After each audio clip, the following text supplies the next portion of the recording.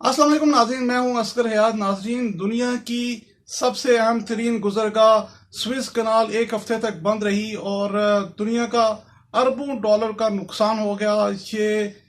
इसके पीछे क्या हकीकत थी अब खुलकर सामने आ गई है, और कौन कौन से ममालिक हैं, ख़ास तौर पर इसराइल और भारत, इनका क्या रोल है, और इसराइल और अमेरिका मिलकर बुनियादी तौर पर करना क्या चाह रहे हैं, क्या अल्टरनेट रूट वो दे रहे हैं, किस तरह से वो प्लानिंग कर रहे हैं, किस तरह से मिस्र से एक एपिसोड, अरबियन स्प्रिंग की एक एपिसोड चली जो आपको याद होगा कि अरब ममालिक में डेमोक्रेसी के हवाले से, और वहां से अब तक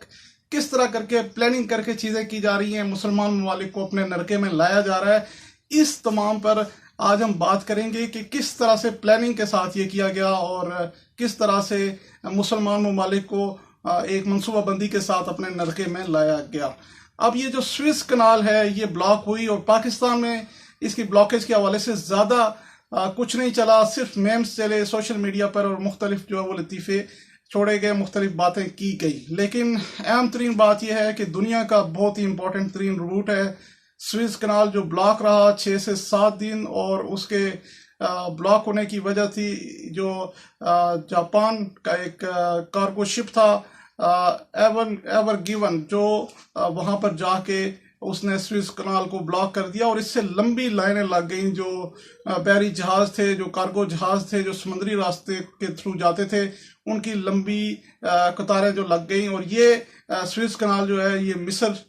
से होकर जाती है। तो इसका तमाम जो फायदा है ये मिस्र उठाता है। यहाँ से 19,000 कंटेनर सालाना जाते हैं, 1 अरब टन जो है वो सामान यहाँ से सालाना गुजर कर जाता है, और 6 अरब डॉलर जो है वो मिस्र यहाँ से सालाना मिस्र कमाता है। गुज़िश्ता साल कोरोना भी था, लेकिन इसके बावजूद मिस्र ने 5.6 अरब डॉलर यहाँ से कमाए।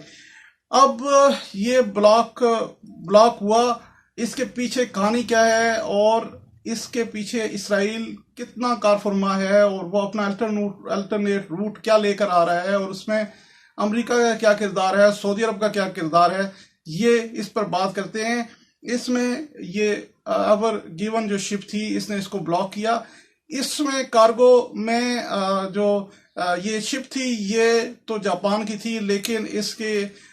जो क्रू मेंबर्स थे वो तमाम के तमाम भारतीय थे, और एक तरह से कहा यह जा रहा है, अब चीज सामने आ गई है कि इसराइल ने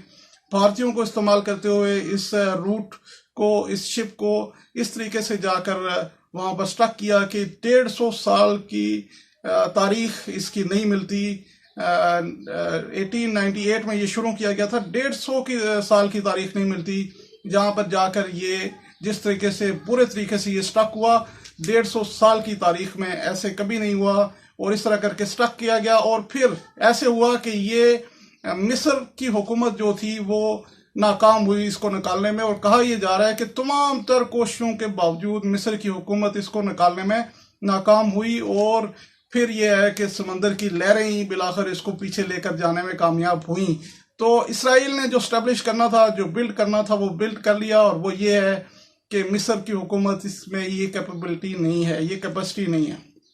अब अल्टरनेट रूट जो है वो इसराइल की जानिब से क्या दिया जा रहा है, और उसकी क्या स्टोरी है, अब उस पर अचानक से बातें दोबारा क्यों शुरू हो गई। जब से ये हुआ है कि स्विस कनाल बंद हुई है, तो इसराइल की जानिब से उसके बाद ये प्रॉपरली प्रोपेगेंडा किया गया, क्योंकि इसमें 54 अरब डॉलर का तो सिर्फ नुकसान उस चीज़ का हुआ कि जो जहाज खड़े रहे दुनिया के, तो 54 अरब डॉलर का दुनिया का नुकसान हो गया। लेकिन इसराइल की तरफ से और इंडियन मीडिया की तरफ से जो प्रोपेगेंडा किया गया, और ये कहा गया कि 1 महीने तक ये रूट नहीं खुलेगा, और मिस्र की जो है वो कैपेबिलिटी नहीं है, और ये जिस तरीके से हैंडल किया जा रहा है ये ठीक नहीं किया जा रहा, तो उसके बाद जो है वो मजीद नुकसान, जो एक अचानक से ऑयल की कीमतें भी बढ़ी, और दीगर जो प्रोडक्ट्स थे उनकी कीमतें भी बढ़ी, क्योंकि अनसर्टेनिटी बढ़ गई। अब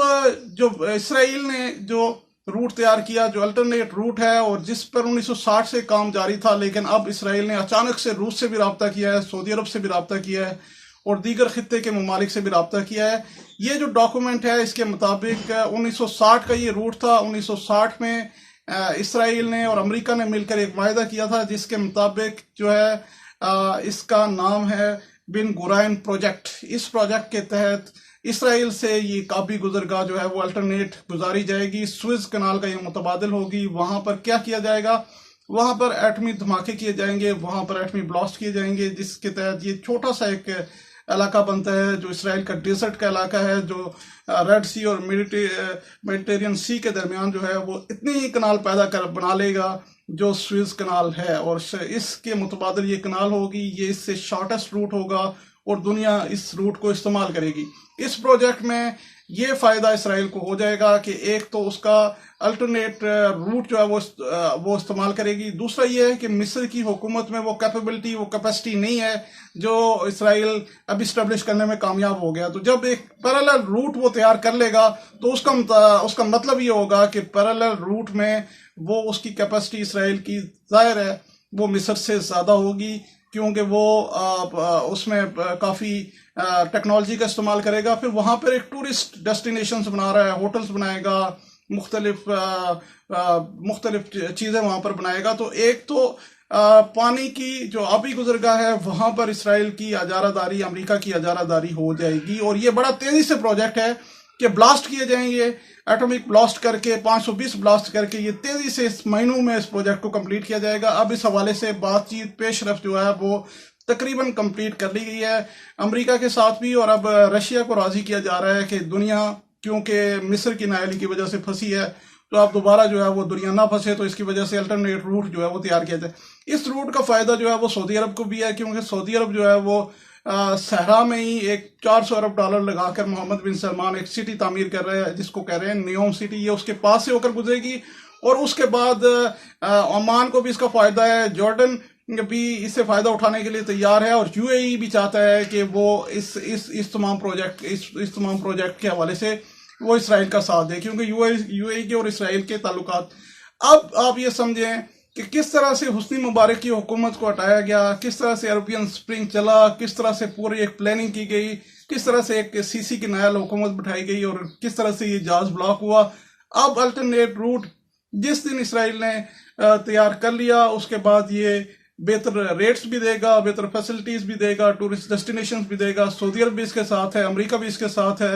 رشیا کو بھی یہ راضی کر لیں گے، تو پھر اس کا مطلب یہ ہے کہ اہم ترین گزرگاہ پر اسرائیل جو ہے وہ قابض ہو کر بیٹھ جائے گا۔ یہ نہ صرف تجارتی پرسپیکٹیو سے $6 ارب سالانہ کی بات نہیں ہے، یہ سیکیورٹی پرسپیکٹیو سے بھی ایک مسلمانوں کے لیے، مسلم سٹیٹس کے لیے خطرہ بن جائے گا۔